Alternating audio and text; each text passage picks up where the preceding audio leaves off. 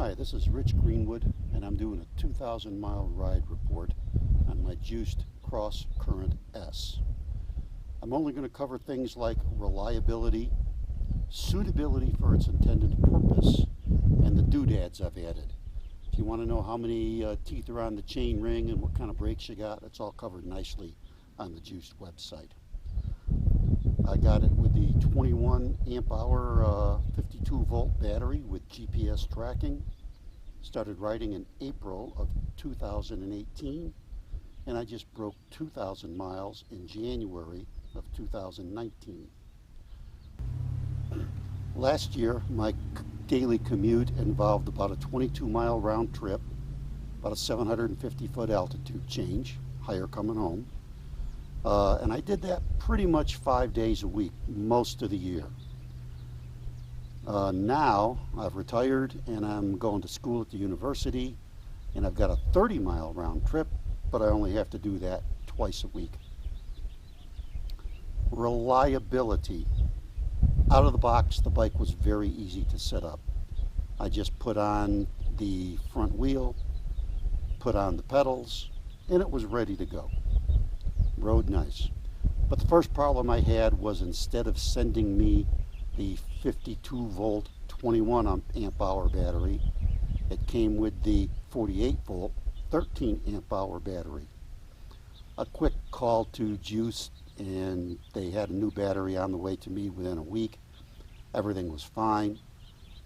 My problem is, I'm too cool for school riding my 52 volt e-bike around that says 48 volts on the frame. Really now, Tora, how much longer must I suffer? Other problem I had was the rear wheel was severely out of balance. You'd get it up on the kickstand, hit the throttle, and it would shake, and shake quite a lot. I checked the seating of the rear tire. I checked the trueness of the rear wheel. All was good.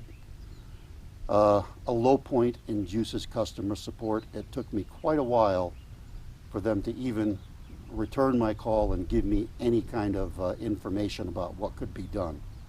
It got so frustrated that I finally just went out and put on the Marathon tires that I was going to buy anyway, but it wasn't, I don't think it was very good that they didn't answer my problem. Finally, after I got the tires on, they did send me an email and said, send them the rear wheel and they'll send me a replacement.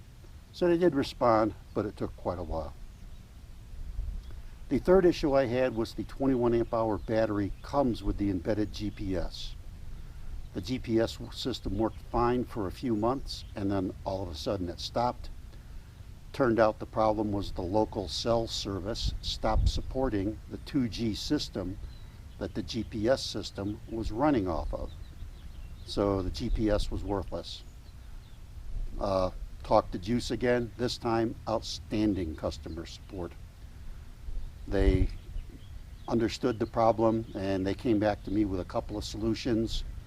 Either wait till they get a new solution, a new GPS system, and they'd install it for free, or get a refund. So I opted for the refund and quickly got my $250 back.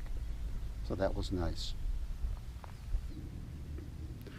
As far as the chain hitting the frame, you can see where it smacks on the frame a bit. But if you look closely, I've just got a piece of red duct tape that I put on top. So there's really no damage to the frame, and it cleans off real quickly with a rag and a little WD-40. Not a problem at all. The thing is, when you buy the 52 volt battery, you also get the Francie Grin Smart Charger. Some horse trading I did along the way. I'm now also, in addition to the 21 amp 52 volt battery, I also have a 19 amp 48 volt battery. And that's where it's nice to have the programmable charger. Got it set up for 4 profiles.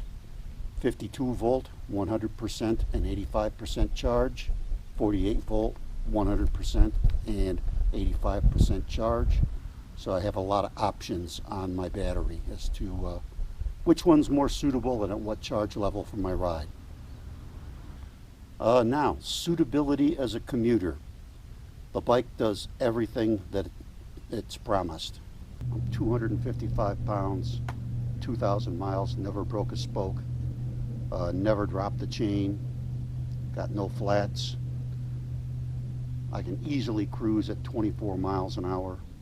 I've had it up to 32 on level ground. On a downhill on a mountain road once I had it up to 43. It handled fine, but that is a little scary. I don't recommend it. But again, a good honest commuter.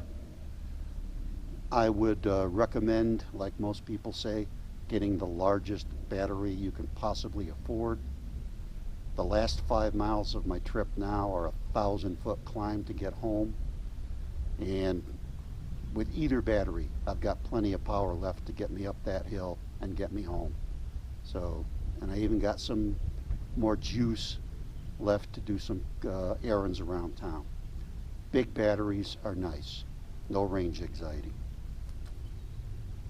As far as doodads that I've added,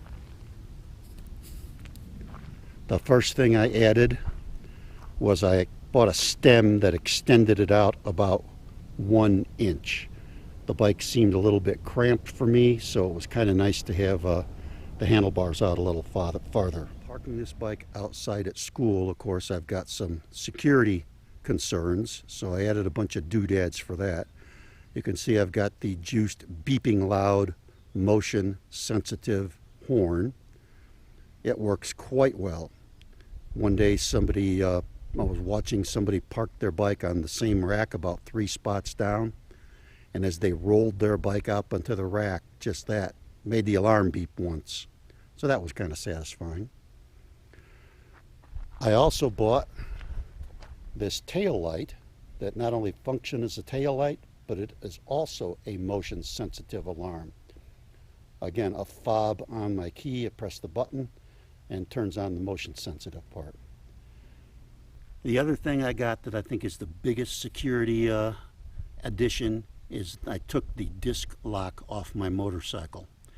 This locks onto the rear brake disc so nobody can roll your bike away, and it is also a motion sensitive alarm.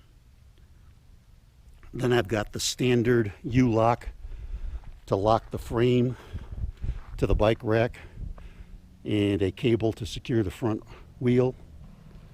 So between the 3 motion sensitive alarms, the disc lock, the cable lock, and the U-lock, I feel pretty safe about leaving my bike out there between classes.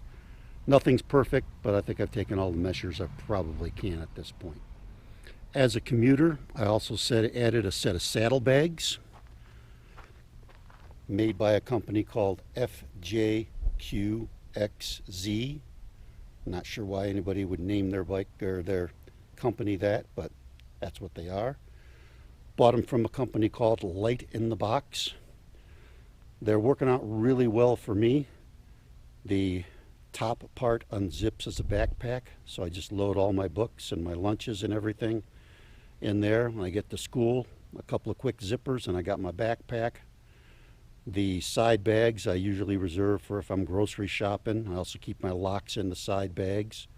There's a lot of room in the backpack and the side bags. Also got the 2 pouches on the back.